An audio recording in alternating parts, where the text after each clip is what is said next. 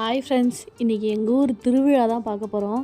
காணும் பொங்கல் அன்றைக்கி திருவிழா போகணும். நாங்கள் அங்கே எங்கள் ஊர் சைடில் செய்யார் ரோட்டில் சாராமட்டா கோயில்னு சொல்லுவாங்க.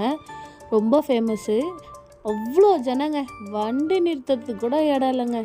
அவ்வளோ ஜனம். நான் இப்போ தான் பார்த்தேன், நிறைய இருந்ததுங்க. பார்க்கும்போது அவ்வளோ ஆசையாக இருந்தது. இதெல்லாம் சின்ன பிள்ளையில் நான் போனது. அதோட இப்போ தான் எனக்கு போக வாய்ப்பு கிடச்சிது.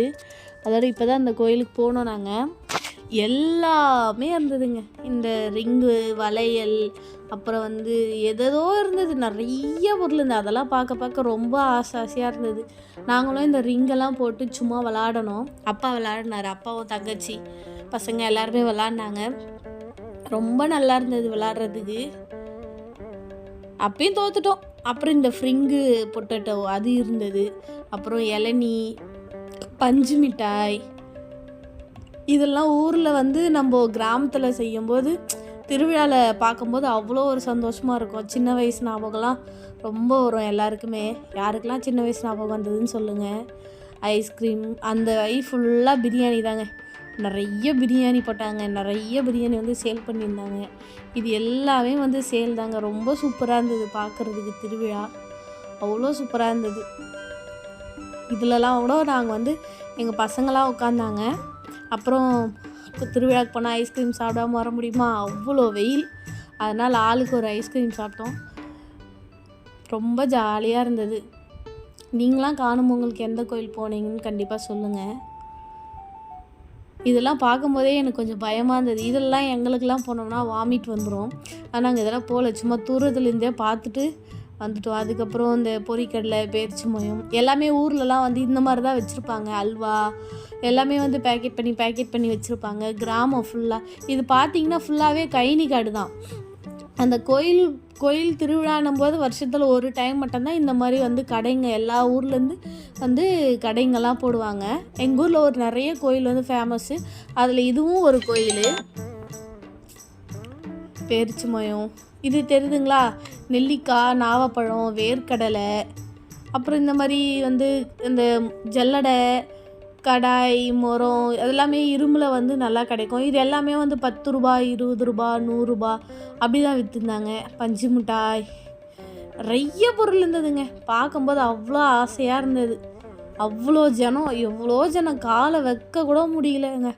அவ்வளோ ஜனம். திருவிழா இந்த கிளிப் எல்லாமே அட்டை 20 ரூபா, 10 ரூபா அப்படி சொல்லி விற்றுருந்தாங்க. நாங்களும் எங்களுக்கு தேவையானது ஒரு 2-3 வாங்கினோம். இது எல்லாமே பார்த்தோம். இது எல்லாமே இவங்களே செஞ்சு எடுத்துகிட்டு விற்பாங்க, சேல் பண்ணுவாங்க. கிராமத்துலலாம் அப்படி தான் பண்ணுவாங்க. அதிகமாக எங்கேயும் போய் வாங்க மாட்டாங்க.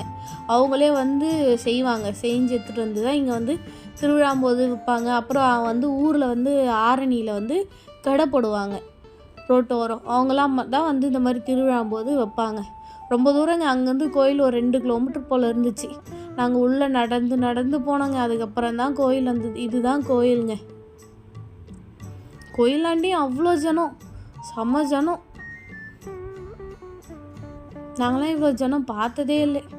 எங்களால் அப்பயும் கோயில் உள்ளே போயிட்டு சாமியை பார்க்க முடியல. இவ்வளோ நெரிசலில் எங்களால் போக முடியல. அதுக்கப்புறம் அப்பா என்ன பண்ணார், கற்பூரம் மட்டும் நம்ம ஏற்றிட்டு சாமி கும்பிட்டு போயிடலாம் சொல்லிட்டு நாங்கள் கற்பூரம் மட்டும் ஏற்றிட்டு அந்த வேப்ப மரத்தாண்ட கற்பூரம் மட்டும் ஏற்றி சாமி கும்பிட்டு அதுக்கப்புறம் நாங்கள் வந்துட்டோம். திரும்ப இப்படி சுற்றி பார்த்துட்டு வந்தோம். அதுக்கப்புறம் ஒரு நியூஸ் சேனலில் பேட்டி எடுத்துருந்தாங்க.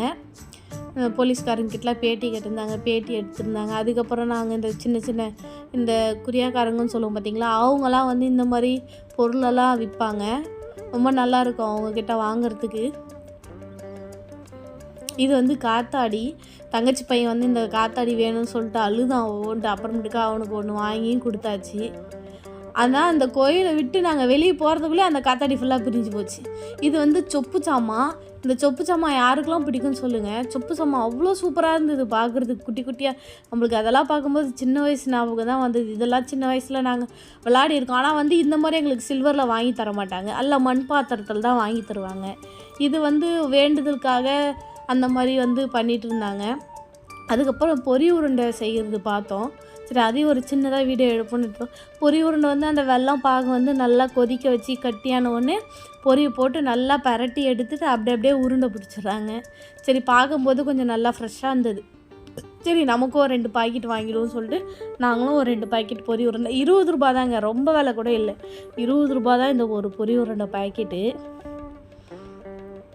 இதையும் வாங்கிட்டு கோயிலுக்கு போயிட்டு வரும்போது பொரி வாங்கலாம்னா எப்படி, அதனால் பொரி மிக்சர் அப்புறம் வந்து பொட்டுக்கடலை எல்லாம் மிக்ஸ் பண்ணி சேர்த்து 60 ரூபா சொன்னாங்க பேக்கெட்டு. அது எல்லாமே வாங்கிக்கிட்டு வேறு என்ன வாங்கினோம், வேறு ஒன்றும் வாங்கலை, நாங்கள் பொரி உருண்டை வாங்கினோம், பொரியெலாம் வாங்கினோம், அவ்வளோதாங்க. ரொம்ப சூப்பராக இருந்தது. யாரெல்லாம் காணும் பொங்கலுக்கு எங்கே போனீங்கன்னு கண்டிப்பாக சொல்லுங்கள். யாருக்கெல்லாம் இந்த வீடியோ பிடிச்சிருக்குன்னு சொல்லிட்டு கமெண்ட் பண்ணுங்கள். மறக்காமல் சப்ஸ்கிரைப் பண்ணிவிடுங்க. பாய், இன்னொரு வீடியோவில் சந்திக்கலாம்.